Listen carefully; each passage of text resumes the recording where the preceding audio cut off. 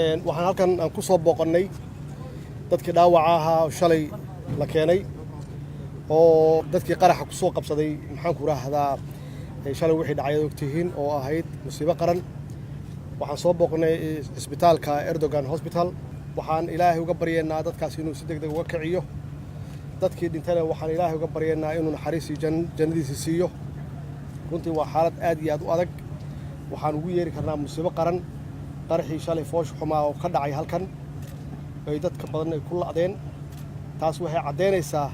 qolooyinka horarka ah oo nabadiidka ah oo al-shabaab inaysan u naxayn cidna inaysan taargetkooda ahayn ama aysan diiradda saarin dowladda iyo xarumaha dowladda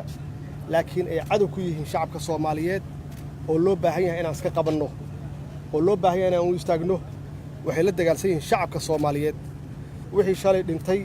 iyo dadkii dhaawaca ahaa waxay ahaayeen dad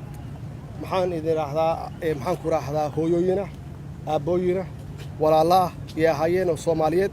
oo waxba galabsan xasuuqii dhacay shalay insha Allah ummadda Soomaaliyeed waxay ka baranaysaa ma aha inay baqdin geliso waxaan ka qaadanaa geesinimo waxaan ka qaadanaa inaan la dagaalno oo aan u istaagno oo si dhaqsi ah aan iska qabanno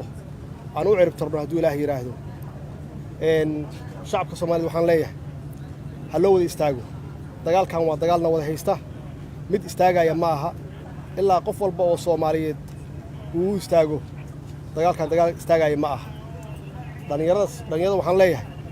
dalkan idinka iska leh waxa maalin walba weerarka lagu yahay oo la leynayo waa hooyooyinkiin waa aabayaashiin waa idinka waxa horumarka loo diidayo waa dawladdiina weey waxa horumarka loo diidayo waa mustaqbalkiina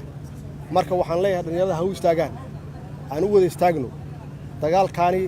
waa dagaal ku wajahan shacabka Soomaaliyeed ummadda Soomaaliyeed ma aha dagaal ku wajahan dadka dawladda u shaqeeya ma aha dagaalkan wuxuu ku wajahan yahay annagoo idil waxaan iskaga qaban karnaa annagoo mid ah annagoo u midowna oo u istaagna iskaga qaban karnaa insha Allahna waa ku guuleysana hadduu Ilaahay yiraahdo waa ku guuleysana si degdeg ah